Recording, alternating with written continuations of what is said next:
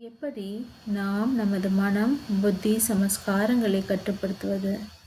ஓம் சாந்தி. நாம் நமது மனம், சமஸ்காரம் மற்றும் புத்தியை கட்டுப்படுத்தினால்தான் வெற்றியாளர் ஆகின்றோம். அதற்காக எப்படி ஸ்தூல இந்திரியங்களை கூட நம் ஆணைப்படி அது நடக்கின்றது. உதாரணத்துக்காக நம் கை இருக்கின்றது. நாம் இந்த கையை உயர்த்த வேண்டும் என்று நினைக்கின்றோம். அந்த நினைப்பு வந்த உடனேயே நம் கையை உயர்த்தி விடுகின்றோம். அதேபோல் கால்கள் நாம் இங்கே செல்ல வேண்டும் என்று நினைக்கின்றது. ஆகையால் நாம் கால்கள் மூலம் அங்கே செல்கின்றோம். அப்படி நாம் இந்திரியங்களை கூட நாம் நினைத்தபடி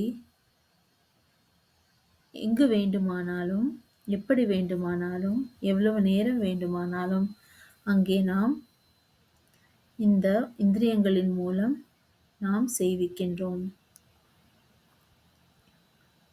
அதனை நாம் கட்டுப்படுத்துகின்றோம். அது ஆணைப்படி நடக்கின்றது. அவைகள் ஆணைப்படி நடக்கின்றன. அதேபோல் நாம் மனதும் கூட நம் கட்டுப்பாட்டில் வைக்க வேண்டும். நம் மனம் ஒருநிலைத்தன்மையுடன் இருக்க வேண்டும். அதாவது நாம் நமது மனம் என்றுதான் சொல்கின்றோம். உனது மனம் என்று சொல்லவில்லை. ஆக நமது மனம் நமது கட்டுப்பாட்டுக்குள் இருக்க வேண்டும். மனதை ஒருநிலைப்படுத்த வேண்டும். நாம் ஒரு சங்கல்பத்தின் நினைவினால் மனதை ஒருநிலைப்படுத்த முடியும். உதாரணத்துக்கு நாம் நம் மனதை சூக்ஷ்ம வதனத்திற்கு செல் என்று சொன்னோம் என்றால் அந்த மனம் சூக்ஷ்ம வதனத்திற்கு சென்றுவிடும். பிறகு நாம் மூலவதனத்துக்கு செல் என்று சொன்னோம் என்றால் மூலவதனத்துக்கு மனம் சென்றுவிடும். அதேபோல் நாம் மனதை ஒரு நிலைத்தன்மையோடு ஒரு நிலையில் நிலைத்து இருக்க வைக்க வேண்டும். மற்றும் இப்படி நிலைத்து இருக்க வைத்து நாம் ஆடாத அசையாத நிலையில் இருக்க வேண்டும். இப்படி செய்தோம் என்றால் நம்ம மனம் கட்டுப்பட்டுவிடும். நம் மனம் என்ன நினைக்கின்றதோ அதற்கேற்றால் போல்தான் புத்தியும் அதற்கு அறிவுரைகள் கொடுக்கும். ஆகையால் நாம் முதலில் மனதை கட்டுப்படுத்த வேண்டும். பிறகு புத்தியை, பிறகு சமஸ்காரங்களை. ஏனென்றால் மனம் ஒருநிலைப்பட்டதோ வீணான எண்ணங்களிலிருந்து விடுபட்டிருந்ததோ மற்றும்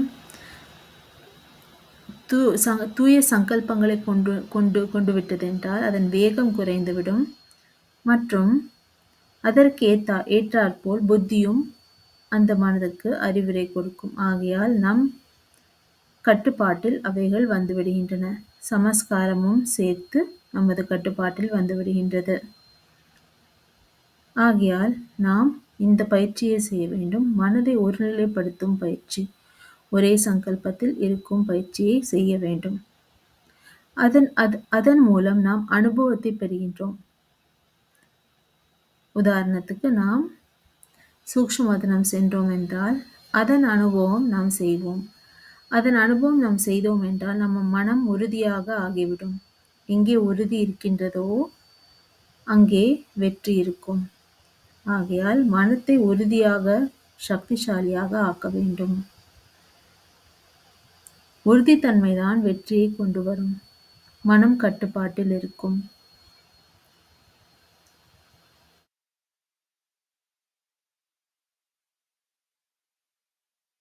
ஆகையால் நாம் அடிக்கடி இந்த மனதை, புத்தியை, சமஸ்காரங்களை கட்டுப்படுத்தும் மற்றும் ஆளுமை செய்யவும் கற்றுக்கொள்ள வேண்டும். ஓம் சாந்தி.